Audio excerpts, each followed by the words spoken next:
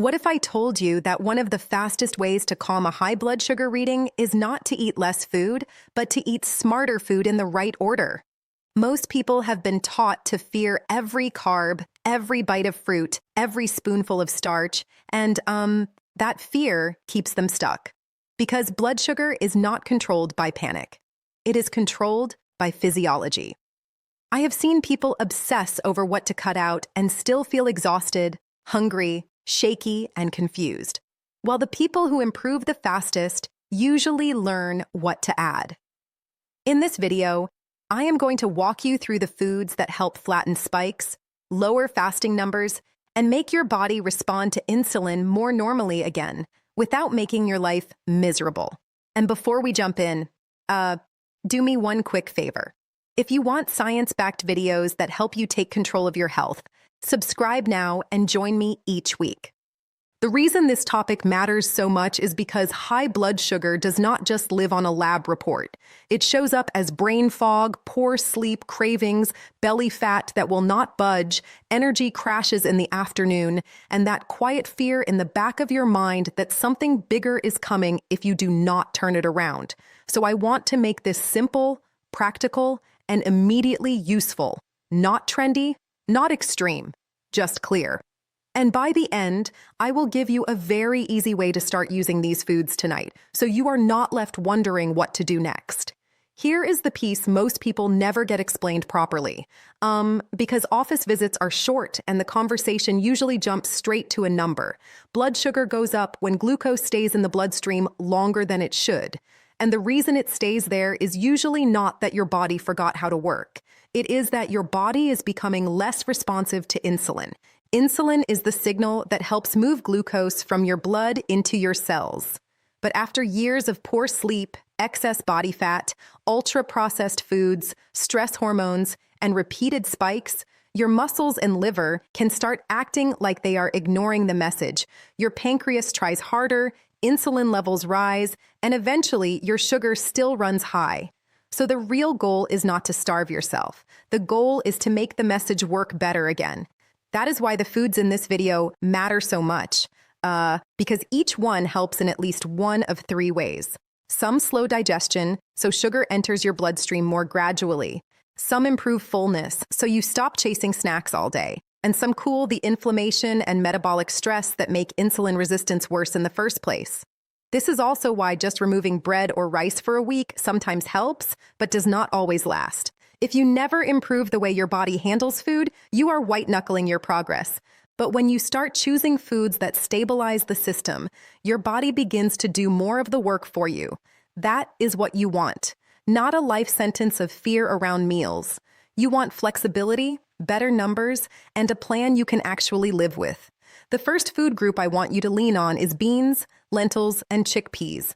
And yes, I know some of you are already thinking, but doctor, those are carbs. Exactly. And that is the point. These are the kind of carbs that teach you something important. Not all carbohydrates behave the same way in the body. Legumes come packaged with fiber, plant protein, minerals, and a slower digestive profile than refined starches. That means they usually do not hit your bloodstream like white bread, crackers, sugary cereal, or a pile of mashed potatoes. Instead, they release glucose much more steadily. They also help you feel full, which matters because appetite control is blood sugar control. When you are full, you make fewer desperate food decisions later, and that changes the entire day, not just one meal. What I like clinically about beans and lentils is that they are cheap, filling, and incredibly forgiving. You do not have to prepare them like a gourmet chef for them to work. Half a cup added to a salad, soup, or bowl can completely change the blood sugar effect of that meal. If you normally eat rice, try replacing half of the rice with black beans or lentils. If you eat tacos, use lettuce, beans, avocado, and protein, instead of making the whole meal about tortillas and chips. If you need a lunch that does not wreck your afternoon energy, a bean-based soup with vegetables is often far better than a sandwich and a bag of something crunchy. Start with a modest amount if your gut is not used to fiber, and give your digestion a few days to adapt. The payoff is often worth it. The second food is steel-cut oats, and this is another place where people get tripped up by old fear-based advice. Oats are not a problem because they contain carbohydrate. The problem is when breakfast becomes a bowl of rapidly digested sugar with no real break on it. Sweetened cereal, pastries, flavored instant oatmeal packets, and coffee drinks set people up for the classic mid-morning crash. Steel-cut oats or old-fashioned oats behave very differently. They come with soluble fiber that slows digestion and helps create a more gradual rise in glucose.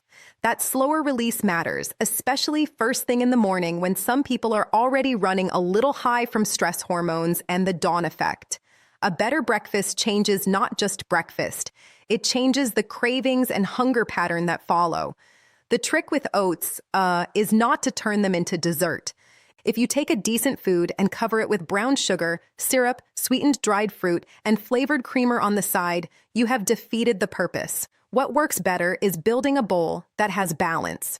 Use plain oats. Add cinnamon. Add chia or ground flax. Add a few walnuts. Maybe a spoon of plain Greek yogurt on top. Maybe a small handful of berries. Now you have fiber, fat, protein, and volume working together. That is a completely different breakfast than something soft, sweet, and quickly absorbed. And if you tell me oats spike you, I believe you. But usually when we look closer, it is not the oats alone. It is the portion, the toppings, or the fact that there was nothing else in the meal to slow them down. Third on the list are berries. And I want you to hear this clearly because fruit has been unfairly blamed for a lot of blood sugar problems it did not create. Whole berries are not the same thing as fruit juice, dried fruit, smoothies loaded with sweetener, or those giant fruit bowls people eat like candy.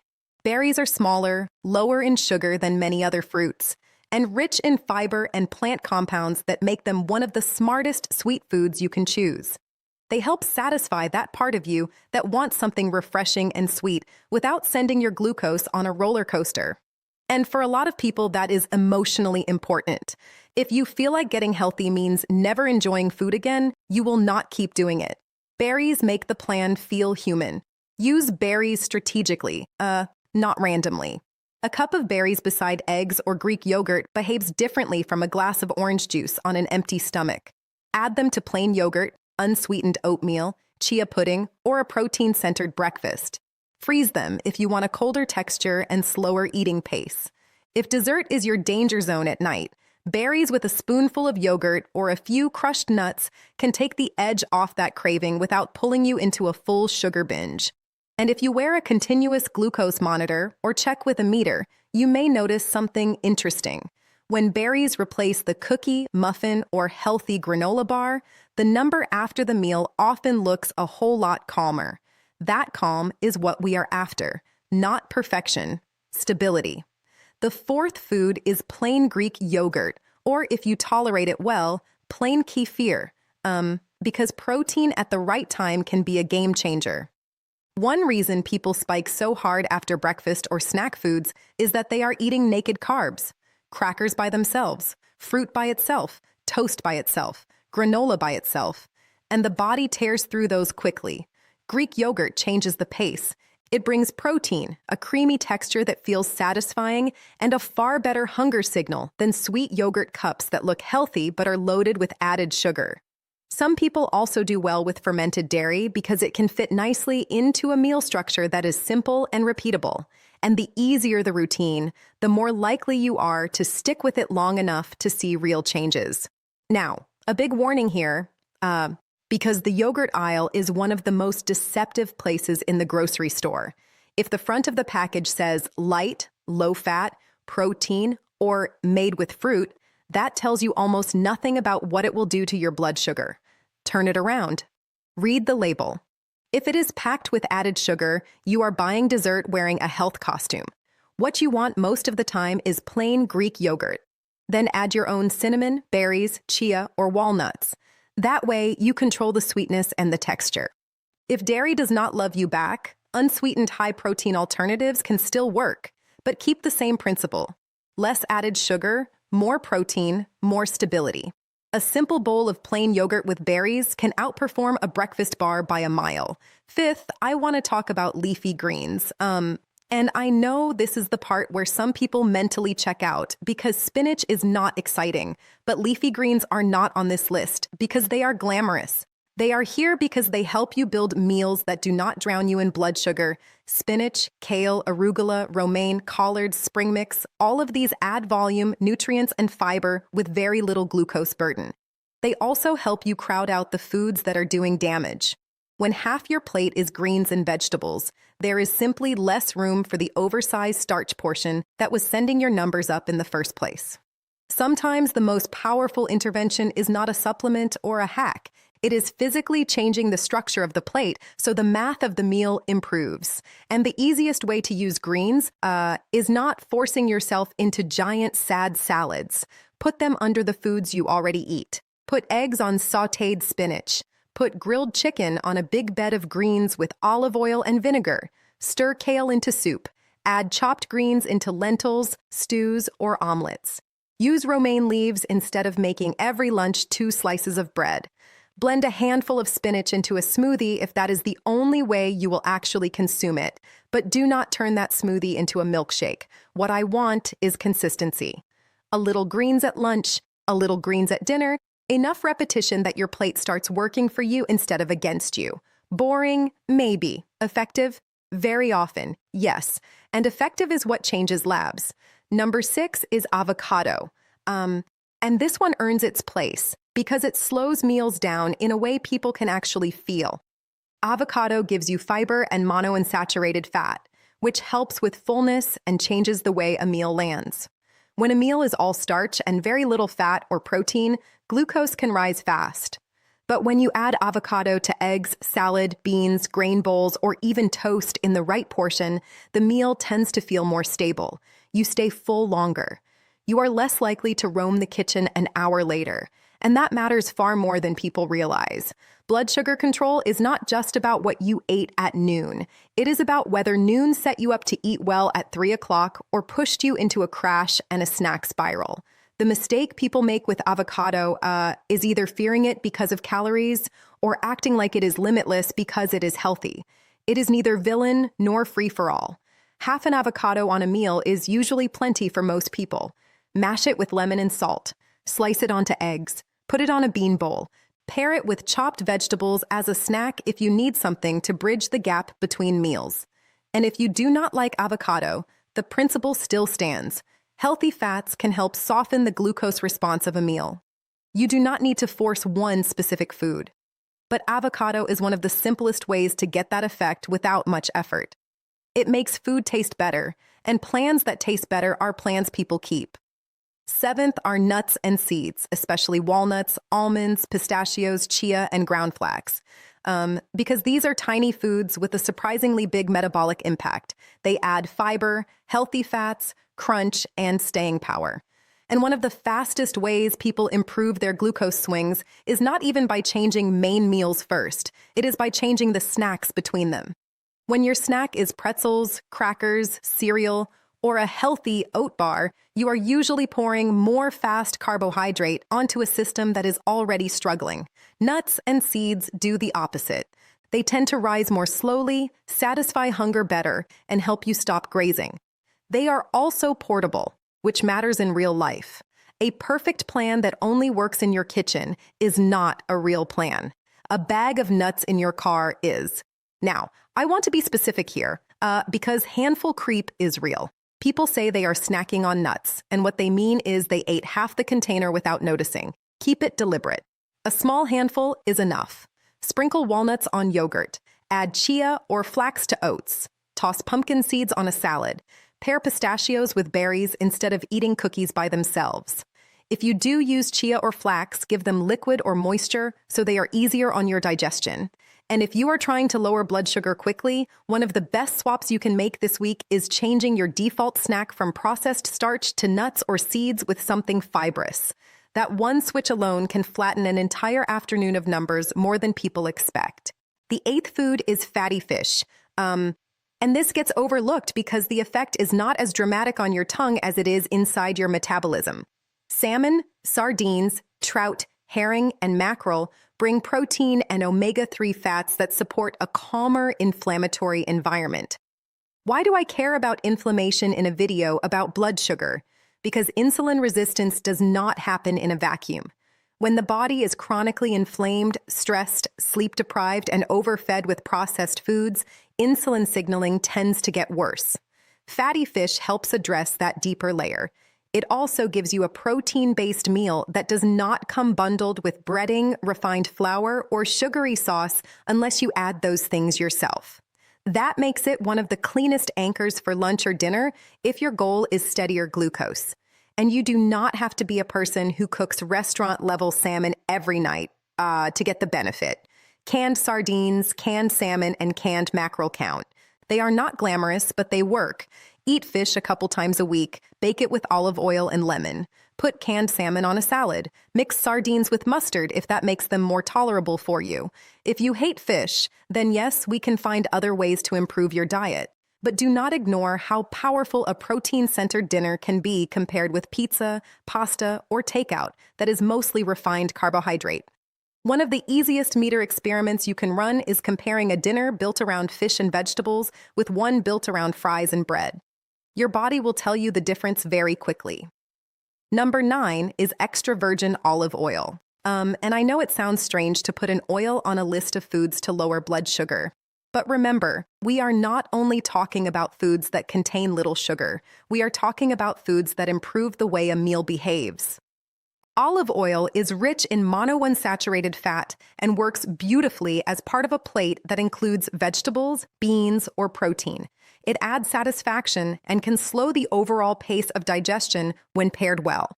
The people who do best long-term usually are not eating dry, punishing food. They are eating meals that feel rich enough to be satisfying without sending them into a spike. Olive oil helps do that. It makes vegetables taste like something you would choose, not something you are forcing yourself to endure. Use olive oil where it replaces worse fats or improves whole foods, not where it simply adds calories to an already heavy meal. Drizzle it on roasted vegetables. Use it in a vinaigrette with vinegar. Stir it into beans or lentils. Dip raw vegetables in a yogurt olive oil herb sauce. Build Mediterranean-style meals that rely on olive oil, fish, greens, legumes, and nuts instead of ultra-processed convenience foods. That pattern tends to work well not because of one magical ingredient, but because the whole meal is calmer. And that is a phrase I want you to remember. Calmer meals, calmer numbers. If your meals are constantly hyper-palatable, hyper-processed, and easy to overeat, your glucose tends to reflect that. Olive oil can help you create meals that are deeply satisfying without becoming a metabolic ambush. The 10th one is apple cider vinegar. And this is probably the closest thing on the list to you may notice this on your meter fairly quickly food. Vinegar can help slow gastric emptying, which means food leaves the stomach more slowly, and glucose tends to hit the bloodstream in a more gradual way. For some people, especially when the meal contains starch, that can noticeably blunt the after-meal rise. Now, let me be responsible here. This is not a miracle. It does not erase a bad meal, it does not cure diabetes, and it does not give you permission to eat whatever you want. But used properly, it can be a very useful tool, especially for the person who says, "My numbers after dinner are always the worst, and I need something practical." Here's how to use it safely. Because this is where people get reckless. Never drink vinegar straight. It is too acidic for your teeth and throat. Dilute about a tablespoon in a full glass of water and take it before a meal that contains carbohydrates if your doctor says it is appropriate for you. If you have gastroparesis, stomach emptying issues, kidney problems, low potassium, or you are on medications that can lower blood sugar, check with your clinician first. You do not need to make this dramatic. You can also use vinegar in salad dressing before a meal and still get some of the same logic working in your favor. I like tools that are simple, affordable, and easy to repeat. Vinegar fits that category, as long as you use it with common sense and not like an internet dare. 11th is cinnamon. And I am putting this one on the list with a very important note about expectations. Cinnamon is helpful as a food strategy, not as a fantasy. Some people hear cinnamon helps blood sugar and think they found an herbal loophole that replaces all other effort. That is not how this works. But used in real food, cinnamon can be useful because it adds flavor without sugar and fits beautifully into meals that are already set up for stability. That means oats, yogurt, chia pudding, cottage cheese if you like it, even certain savory dishes. The strength of cinnamon is that it helps you build better habits with almost no friction. And low-friction habits matter because blood sugar improves through repetition, not through one heroic day of perfect choices followed by 3 days of chaos. If you use cinnamon, use the spice itself in food rather than leaning on random supplements with questionable quality. A half teaspoon to a teaspoon in oatmeal or yogurt is a realistic amount for most people. And if cinnamon helps you enjoy a meal that would otherwise feel bland, that is not a small thing. People underestimate the emotional side of eating. If your food feels joyless, you eventually rebel. So I am always looking for ways to make good food more craveable without using a pile of sugar. Cinnamon does that beautifully. Just keep it in perspective. It is an assist, not the star of the show. The bigger wins will still come from the pattern around it: fiber, protein, healthy fats, fewer refined carbs, and meals built to keep you steady rather than entertained for 7 minutes and miserable for 3 hours. The 12th food is actually a whole category: non-starchy vegetables like broccoli, cauliflower, Brussels sprouts, zucchini, mushrooms, peppers, and green beans, because they are how you make the plate method real instead of theoretical. These foods let you build volume. That matters. If you are trying to lower blood sugar fast and you keep eating portions sized for appetite but built out of refined starch, your numbers will stay high even if your intentions are good. Vegetables give you something to fill up on. They provide fiber, texture, nutrients, and the all-important sense that your plate still looks like food. That is one reason people fail with extreme restriction. They make the plate too small, get hungry, and then bounce back. Non-starchy vegetables let you eat a generous-looking meal without paying the same glucose price. And if you are telling yourself you are too busy for vegetables, I get it, but let me challenge that. Frozen vegetables are not a compromise. They are a strategy. Microwave steam bags, pre-cut peppers, coleslaw mix, frozen broccoli, even simple salad kits can help if they get the job done. Add olive oil, garlic, herbs, or Parmesan if that makes them more enjoyable. The goal is not purity. The goal is to make half your plate something that is not a starch bomb. Once you do that, the rest of the meal becomes easier to control. A burger with vegetables and no fries behaves differently from a burger, fries, onion rings, and soda. Stir-fry with lots of vegetables and protein behaves differently from a bowl of white rice with sauce. The vegetables are not just side characters. They change the whole plot. Now let me put all of these foods together, because none of them lives in isolation in the real world. The fastest improvements usually do not come from one superfood. They come from building better meals. Breakfast might be Greek yogurt with berries, chia, cinnamon, and walnuts, or eggs with spinach and avocado if that works better for you. Lunch might be a big salad with beans, olive oil, vinegar, and salmon. Dinner might be half a plate of vegetables, a palm-sized portion of protein, and a smaller serving of lentils or steel-cut oats, or another slower carbohydrate rather than a giant mound of white starch. When you do that, you are changing speed, hunger, inflammation, fullness, and total glucose exposure all at once. That is why the result can feel fast. The body finally gets a break from the constant flood. And there is another piece here people miss, which is meal order.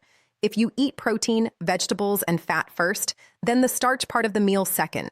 Many people find the spike is gentler than if they start with bread or chips.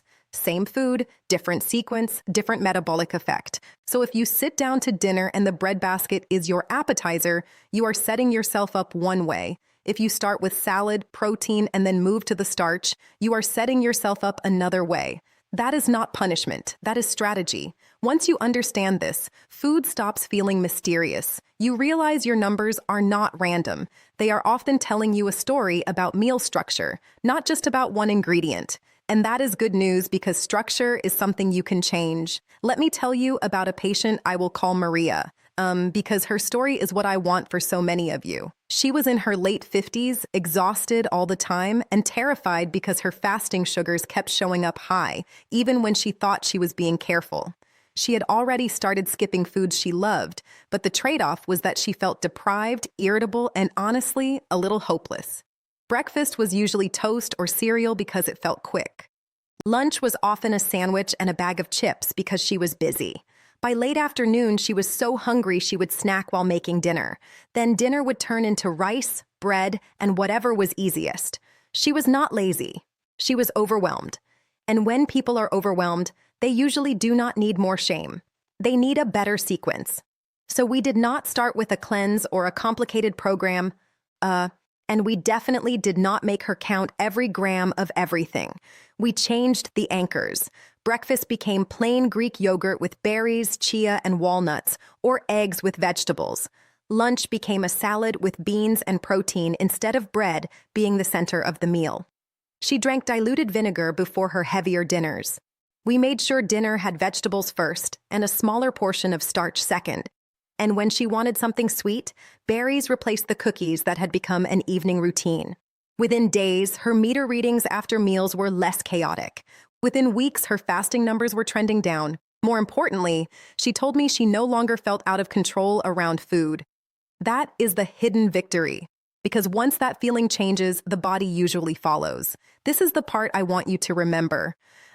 If you take nothing else from this video, you do not lower blood sugar fast by trying to win a war against food.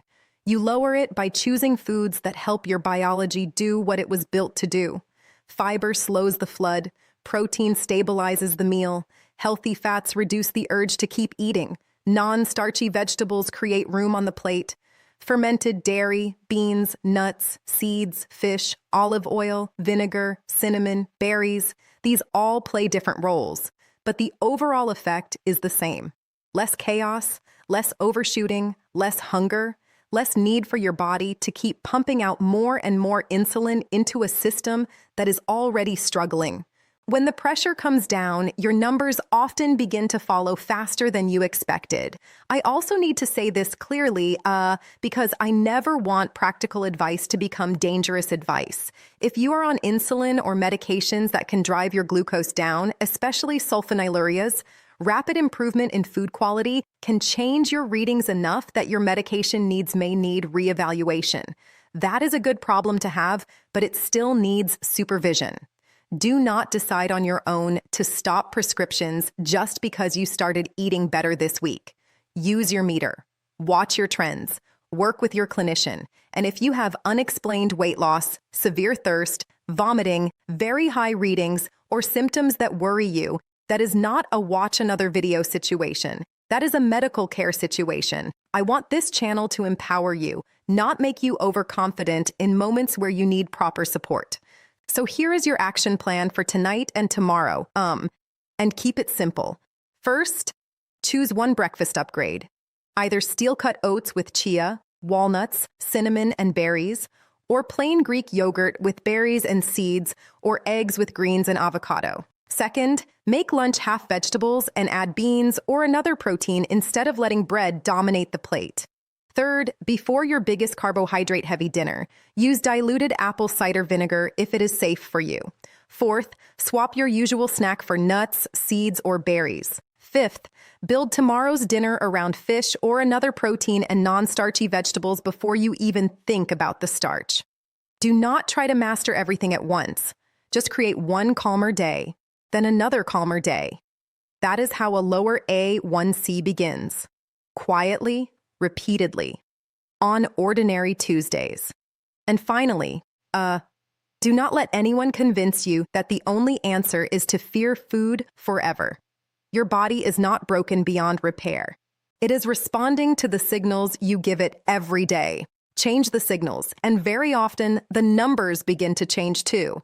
That is the hopeful part of this conversation. You are not waiting for permission to care for yourself better. You can start with the next meal. If your morning sugars are the ones that confuse you the most, and you keep waking up high even when you did not eat overnight, that is a different mechanism and it deserves its own explanation.